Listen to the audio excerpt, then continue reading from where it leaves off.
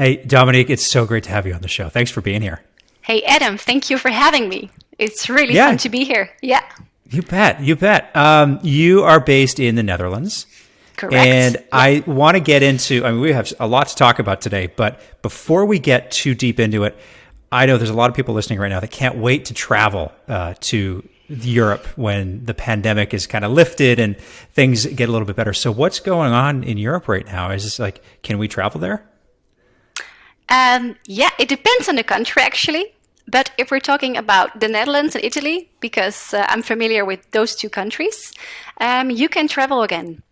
Everybody here, I get my vaccine actually in 2 weeks, and I'm 34 years old. We're doing the vaccines by age. So we started with 80 plus, and we're going backwards. You work your way down. So everything will be reopening again. I enjoyed my first drink on a terrace today, in a restaurant terrace. So yeah, you can travel within Europe. You can travel to Europe. It's going to be an amazing summer. Yeah, here in Seattle, where I'm based, things are starting to open up again. Actually, the vaccination rates, I think they're at 50, a little over 50% now. People have both vaccines. So we're definitely moving in the right direction. And businesses are starting to open again. Restaurants, patios are open. Streets are busy. You're seeing a lot fewer masks just out and about. And even, unfortunately, there were so many hotels that closed at the beginning of the pandemic that are now, able to reopen again, and things are just starting to come back to life. So it's encouraging to see. That's great. So we can all look forward to normal times again. That's fingers crossed. Yeah. So why don't you tell everybody a little bit about yourself? Alluded to you're based in the Netherlands right now, but you've got your own company. So I know you're very busy working with clients on helping them improve their customer journey. So why don't you expand on that a little bit? Perfect. Yeah. I've just started DG Hospitality. And what I do is exactly what you told me. I advise organizations within the industry how to improve their customer journey and getting maximum return on investment for it. And I train hospitality teams to make guest experience even more memorable. I train them how to do it. Myself, I've worked in different management positions within the industry, from a 5-star boutique hotel to a prestige golf course and everything in between. Well, mostly in the restaurant and event business. Yeah. So I'm really, I always say hospitality is in my DNA. It's in my veins. I cannot live without this industry. And it's really my passion to make hospitality even more beautiful for companies and for their employees. It's so true. That's the case with so many of us. It just gets in your blood. Even when you try to leave, you can't. It just pulls you always come back. I try to leave for a year. You always come back. You always come back. Yeah. But it just gets you right back in. How do you? I like this idea of maximizing ROI on focusing on improving the journey, on making sure that the experience is better for guests, for employees. Mm-hmm.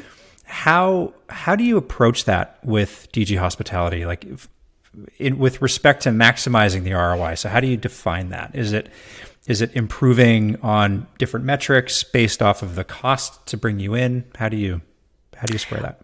What we actually do, I talk to the general managers, owners, the people who hire me, where they want to have their focus on, or where they want to have like more return on investment on.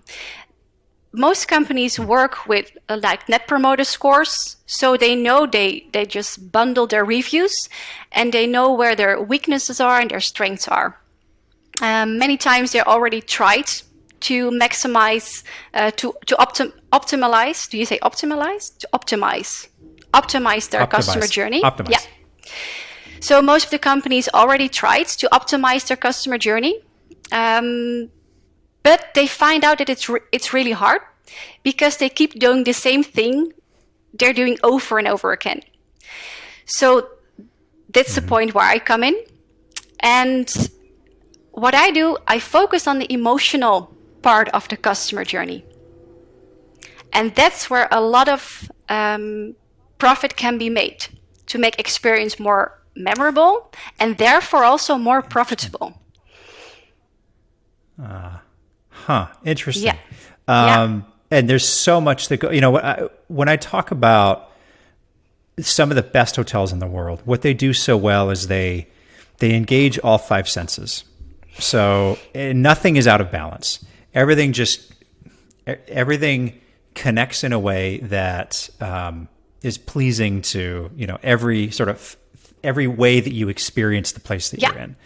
Smells. And a lot of that is, smells, textures, touch, things are clean, everything. People are friendly, it sounds good, right? Vision. Like the music sounds great, vision, things look nice, they're put in their plate. Like there's so many things that go into that. But at a very high level, that's talking to somebody's emotional engagement with the place that they're in. Is that kind of in keeping with some of the things that you talk about when you go in and you try to improve the emotional experience?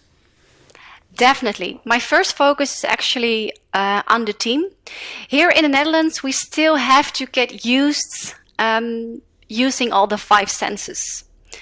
It's still not very common, for example, to use smell in your hotel or restaurant. Just very few hotels use it.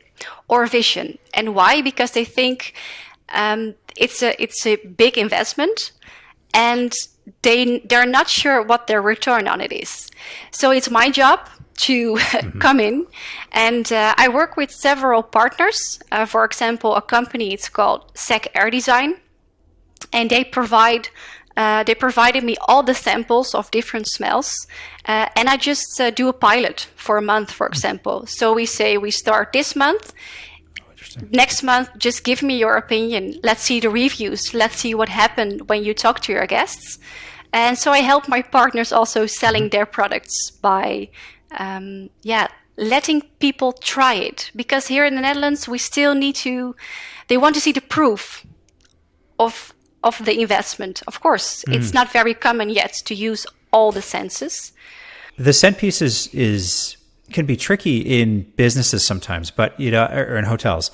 But I think everybody's had the experience where you go somewhere and you smell something familiar and it brings you back to an experience that you had where that smell was prevalent, right? I think they say actually scent is one of the most powerful senses in recalling a memory, well, positive or negative, but ideally positive. It is. It's actually, our nose is our strongest organ, which we use, and just like what you just told, it's exactly the reason why smell is so important and why smell can really affect your customer journey in a positive or a negative way. So you're totally right. It's really worth the investment. For example, I've used orange smell in a restaurant over here. It's a Mediterranean restaurant. So when people enter, they do it smells so good here. But when even if it's a few weeks or a few months later, they go to Italy or the south of Spain and they smell, for example, this orange fragrance again, they will not only say, oh, this smells so good, but they will probably also say, remember, this is like how that restaurant smelled. We had such a good time there. Let's go there as soon as we come back home. So that's what smell does. It really, really gets into your mind, in your memory, and it will be more likable that you think often about that typical place where you smelled, for example, in this case, orange. Yeah. Yeah.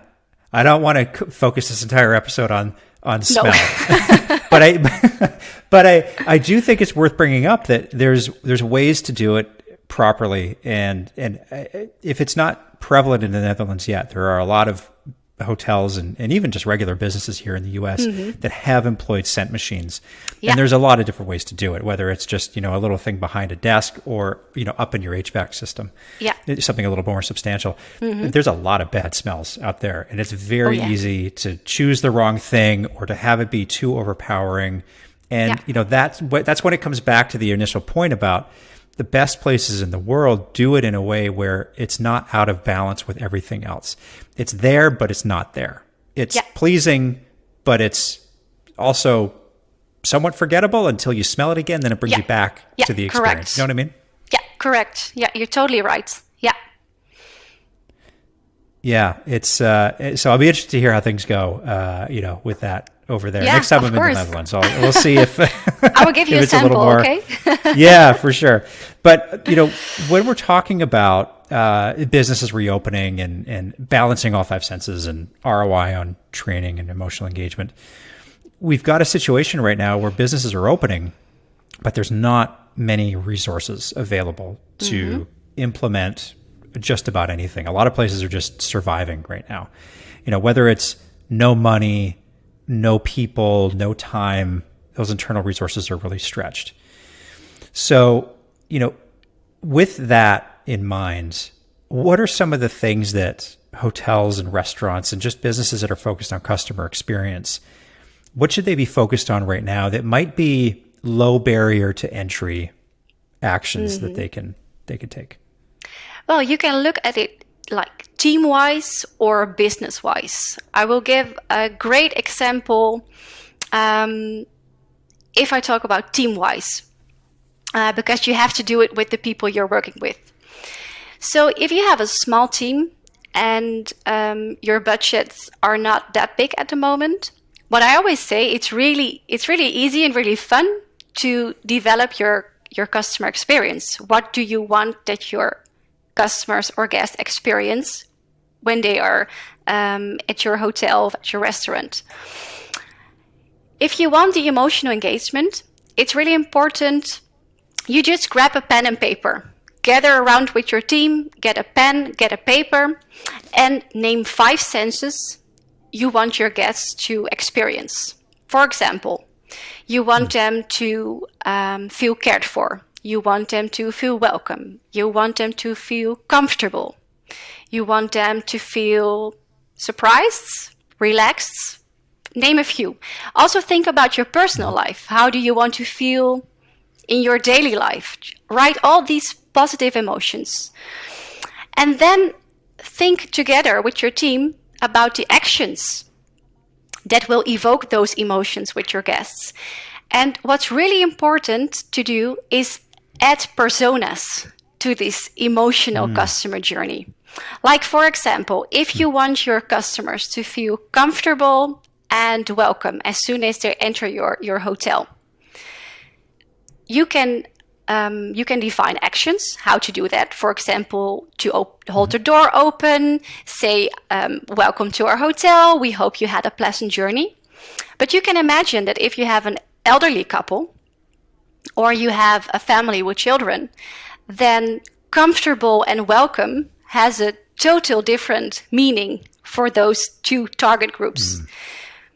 If you have ever traveled with young children, you know that you have a lot of bags that your children don't want to wait while checking in. So then make sure you already take the bags from the parents, you have a small present for the children, and that you will guide them as soon as possible to their hotel room. If you have an elderly people, maybe you would already want to take their luggage at the front door to help them carry it. So describe the emotions you want to evoke with your guests.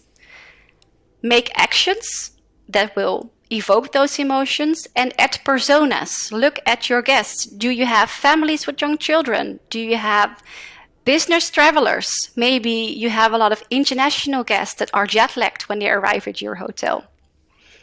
It's really fun to do, and your guests will really experience the wow moment, the sparkling moment of they really anticipated my needs. And that's awesome if somebody can really anticipate your needs. Then you feel really taken care for. Yeah, I like that. The persona piece, so many hotels just think a guest is a guest is a guest. Yeah, they don't think isn't. about not just the different type of travel. It's not, right? It's the different type of traveler that comes in. But everybody coming in has had a different experience in their journey arriving at your hotel. Whether they just drove an hour, whether they flew 20 hours to get there, You don't know the experience. So it's good to think about this stuff in really in a detailed way, so that you can think about, well, what if these people, somebody coming in from overseas, what might they want? What if somebody coming in before check-in time, what might they want? Or what can we do for them if they came from this place and their room isn't ready, to make make it as comfortable as them before they can get into their room? And, maybe the time change is just killing them, and they need a place to just relax and not be around anybody for a while. There's a lot of different types of guests, to your point. And I think this is a great idea.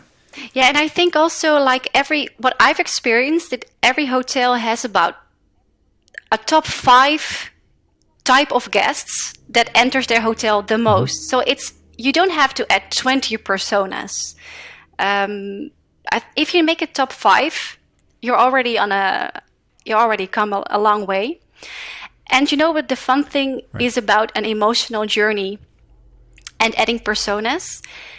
If you write it really on a map, so just put it in your back office, it's so easy for your team to remember, and they will really know how to handle.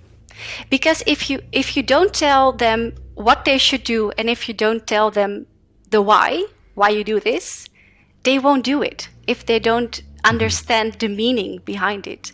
So if you have the map in a back office and they see it every day, and they see, okay, international travelers, we take their luggage, we do a quick check-in, we bring them to their rooms, and 5 minutes later we bring them a cup of jet lag tea, and we give them an eye pillow, for example.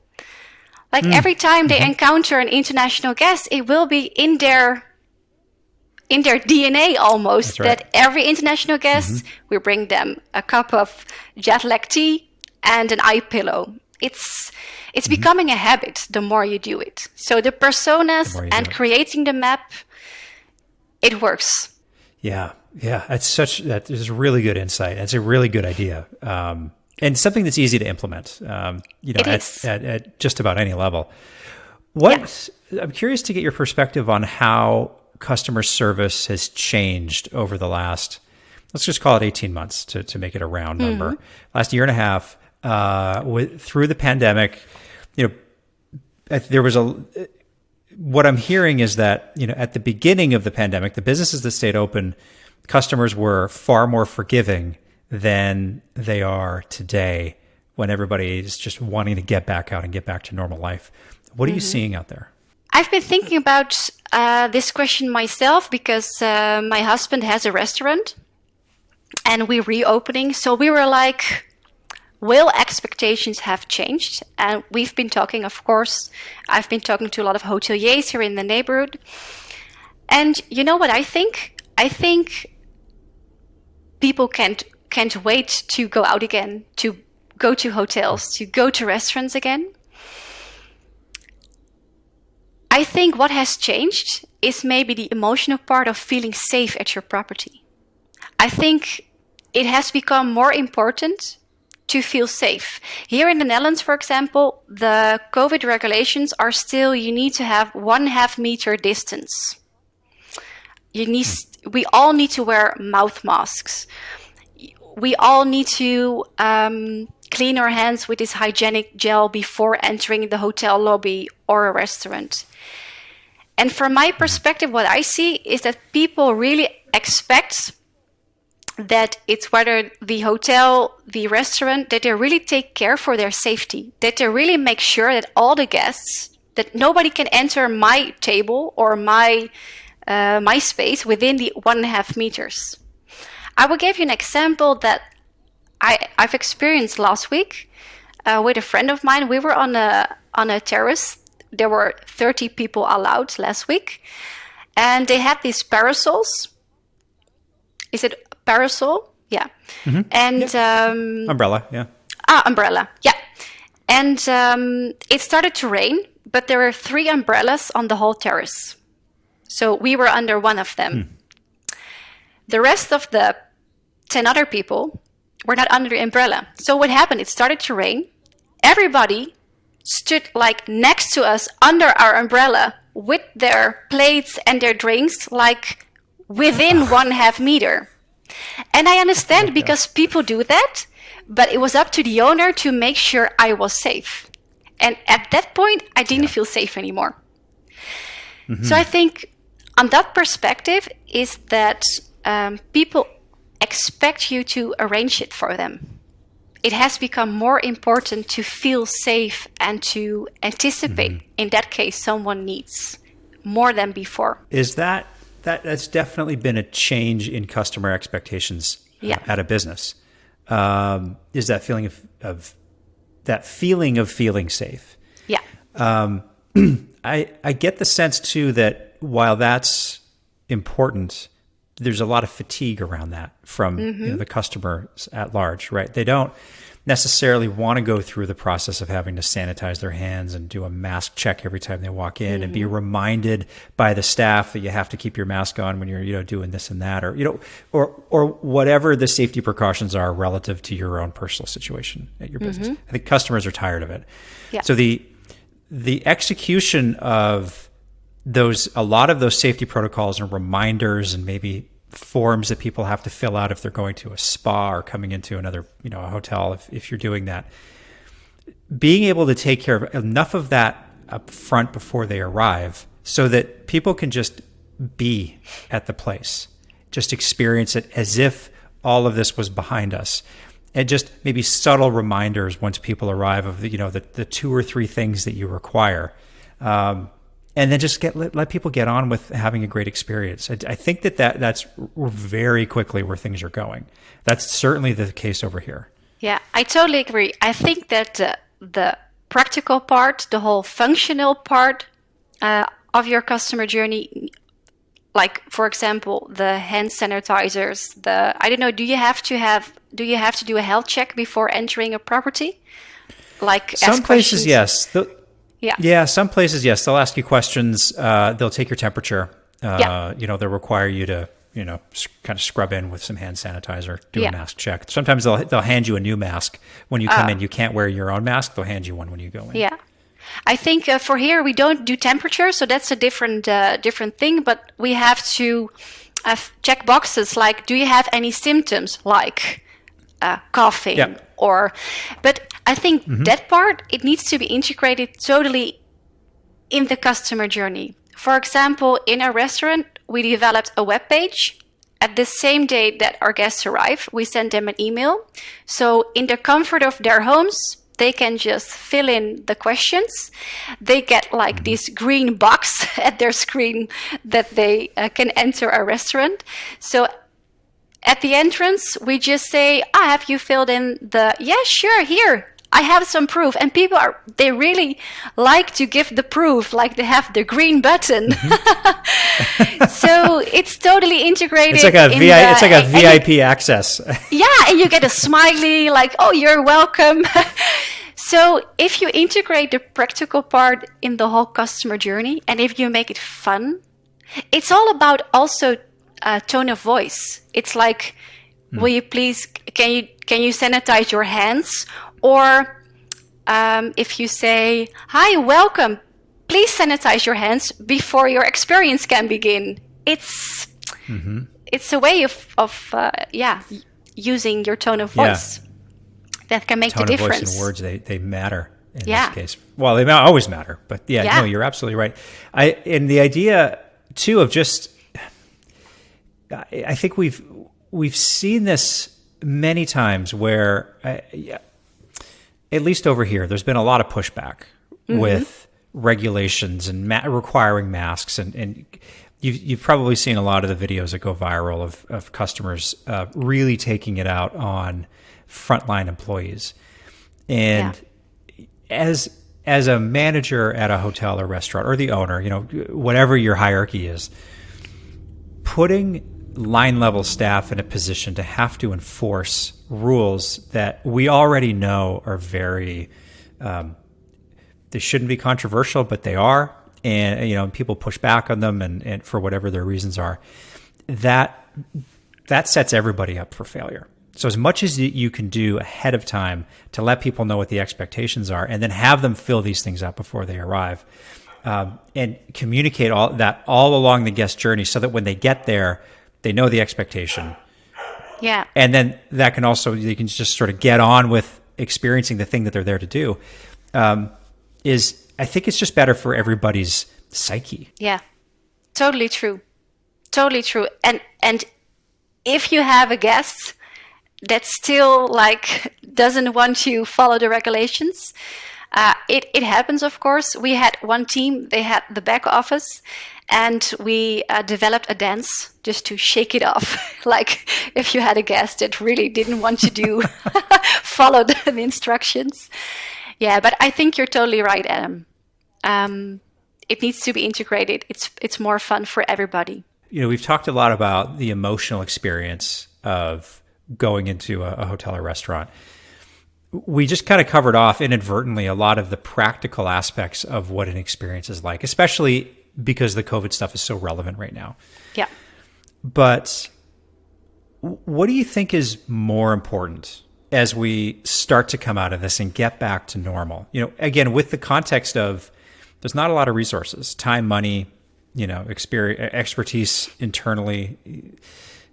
There's a lot to balance here. So if you maybe you're using you and your husband's restaurant as a good example here, what is more important to focus efforts on right now? Is it on an emotional experience or is it on the practical aspects of the experience?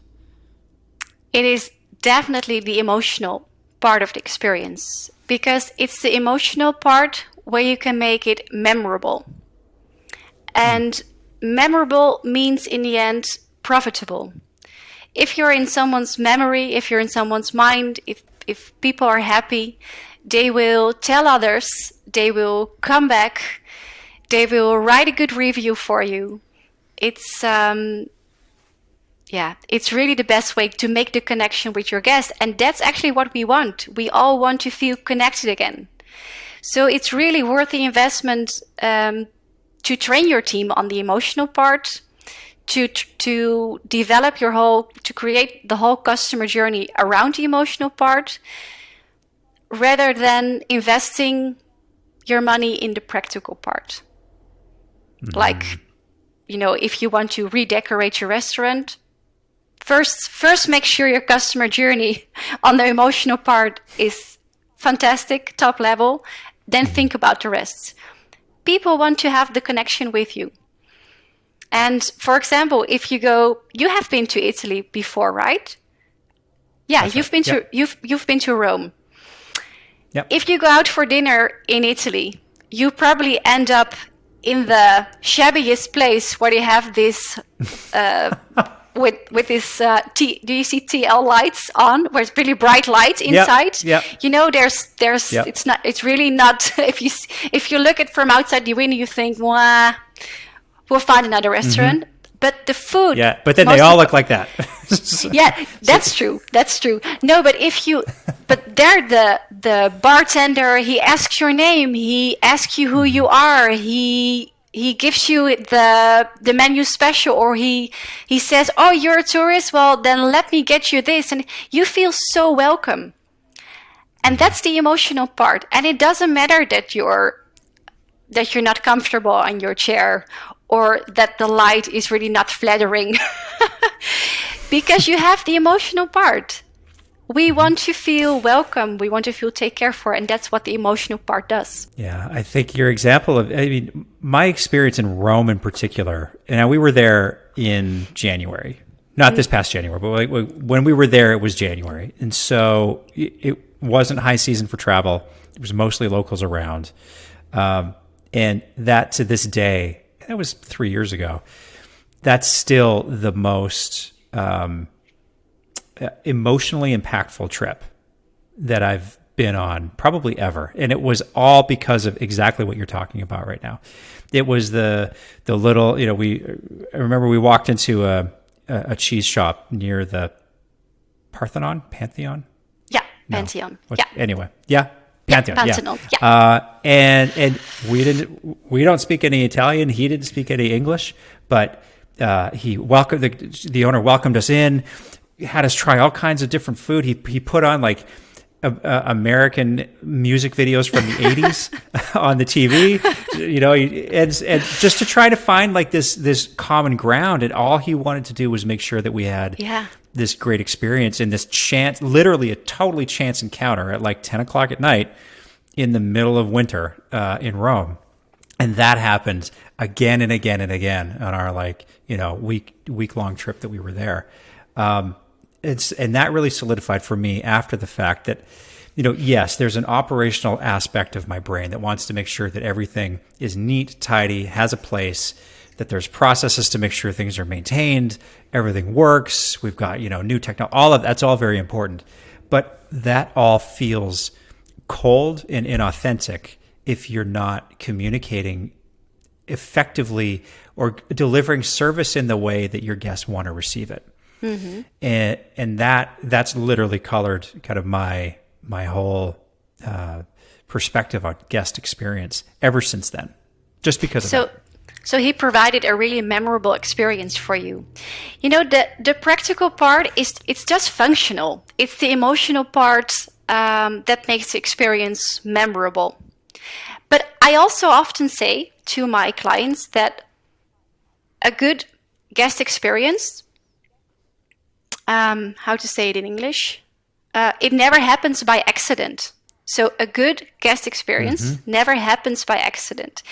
It means that if you're working with a big team, you always have natural talents in your team. They have these natural ability of making the connection with guests.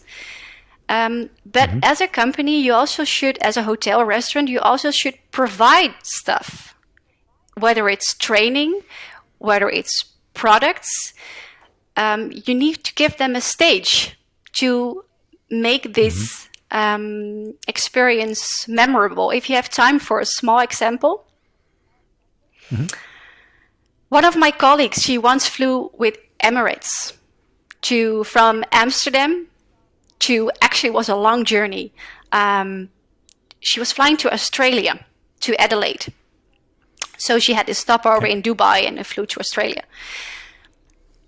She arrived at the airport, and they say, she was flew in because she was a keynote speaker at a big event, at a golf event, and they said, I'm sorry, but we gave you. I'm sorry, we have a problem. We're overbooked, so you get an upgrade. And she was like, but I already booked a business class ticket. And they said, yeah, but we upgraded you to first class. Well, to make a long story short, she had an amazing, I know if you have ever heard of first class, which is everybody's dream, by the way. I know. So she had an amazing time. But to make a long story short, in the end, she asked the flight attendant to make a picture. And the flight attendant said, yeah, sure, but then you need to wear my outfit as well. So they put on the Emirates hat with the beautiful thing on it. And they made a picture with a Polaroid camera. So it's this instant camera that the photo immediately comes out. Yep. They put it into, you have these papers, these leaflets in theme parks as well, if you come out the roller coaster. Yes. So she put it in a booklet it's like a frame. Yeah, in a frame. And it had a hashtag. It said hashtag love flying Emirates something.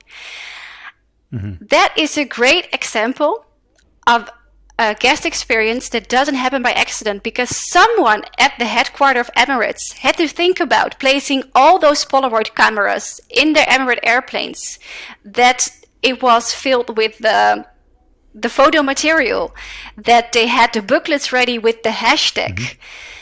So what I'm trying to say here is that the headquarters makes sure that the staff could provide the guest experience. So a good guest experience never happens by accident, because they made it easy for them to do it. Yeah. So you need to make it easier for your staff to do it. I like that's. I mean, that. If anybody takes anything out of this conversation today, that's exactly what it should be. Is it nothing happens by accident? Nope. And make it easy for the staff to do it. Remove as many barriers as you possibly can.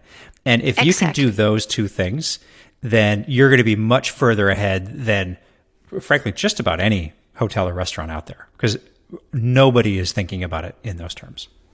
Or maybe they are, but they're not executing on it in those terms. And that's the difference. And your team will feel so proud because they have created this experience, and they will share their successes with their colleagues, and they will say, but how did you do that? And they will, like creating guest experience will be the overall talking in the company. Everybody will talk, not how was your weekend, but how did you do that guest experience? Yeah, they will talk about their Exactly. success. Yeah, it will be like really the DNA of the company. Yeah, and that's the goal at the end of the day, I think. Yeah, it is. Dominique, this was a fantastic discussion today. Thank you. If people want to learn more about you, what you're doing, or get in touch with you, where should they go? It's best to find me on LinkedIn. And feel free to contact me because I'm really happy to share thoughts or inspire each other. So please do contact me on LinkedIn. Sounds good. I'll link to your profile in the show notes if people want to get a hold of you. It'll be right down there. Perfect. Again, Dominique, thank you for being on the show today. Thank you, Evan, for having me.